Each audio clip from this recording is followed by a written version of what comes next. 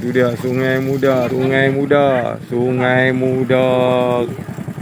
Kering, kering. Masuk jogging kat kat tu jalan-jalan biar betul sungai ni kering ke tu. Kering terus, kering terus. Pelik tu. Tak pernah jadi. Oh, tak nak jadi. Dulu kalau jadi pun dia banyak macam mana nak tumbang tu kan kita ada lintas ni. Ada ikan ubi lalu merah. Kering terus bos, kering terus bos. Kita punya moral kering, kering. Oh, puasa lagi.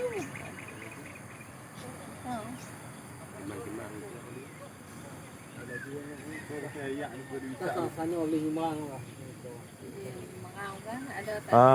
Belah sana terang-terang macam biasa apa memang tak boleh lintas lah. Okey. Hmm.